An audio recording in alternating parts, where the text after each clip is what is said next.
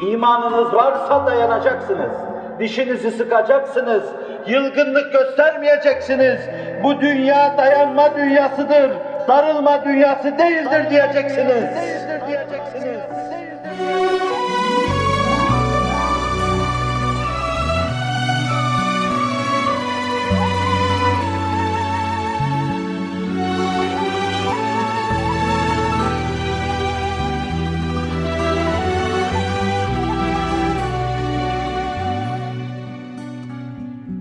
Sağanak sağanak başınızdan belalar yağsa, yer şak şak olsa bela fışkırsa, sema şak şak olsa bela yağdırsa, ibadet-ü taatın mevcut şeklinden 1000 katı fazlası sizin üzerinize yüklense, masiyetler daha da azgınlaşsa, yine dişini sıkacak, üveykler gibi kanatlanacak, eteklerine tozu toprağı bulaştırmadan, neredeyse bazı meleklere taş çıkartacak şekilde semada onları geçecek ve kulluğunu ispat etmeye çalışacak.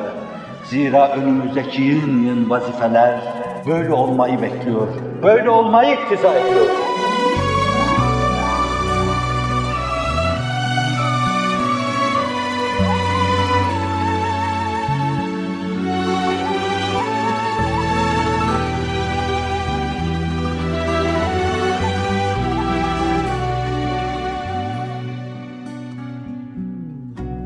Efendimiz'e o kadar sabrediyor ki, zira sabır herkesin imanının derecesine göredir. Efendimiz sallallahu aleyhi ve sellemin içinden geçti ki, acaba Allah bu işi ne zaman tamamlayacak? Nurunu ne zaman neşredecek? İhtimal, böyle bir tablo karşısında Allah Celle Celaluhu, Habibim sabret, sabret, sabret, Allah seninle beraber, Allah seninle beraber.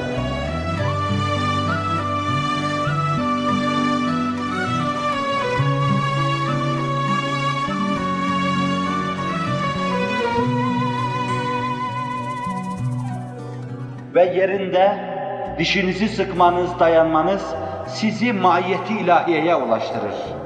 Ona اِنَّ اللّٰهَ مَعَ الصَّابِرِينَ Allah sabredenlerle beraberdir. Sizi Allah yedeğine alır, beraber gezdirir, beraber dolaştırır. Allah onu zayi etmediği gibi sizi de zayi etmez.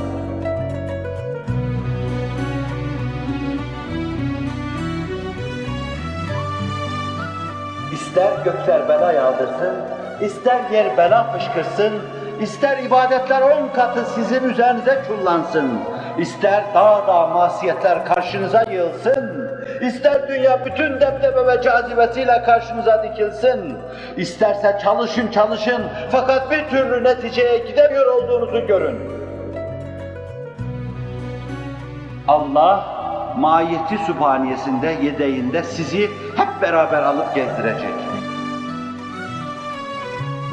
Benzetmek olmasın, refik ve şefik bir annenin, evlatlarının ellerinden bırakmadan, en tehlikeli yerlerde dahi, en gezilmez yerlerde dahi, onların mahiyetlerinde ve himayelerinde, arızasız, hiçbir zarara sokmadan gezdirdikleri gibi Allah Celle Celaluhu, uğradığınız en tehlikeli noktalarda dahi size bir zarar dokundurmadan sizi himaye edecek ve hep yedeğinde sizi bulunduracaktır.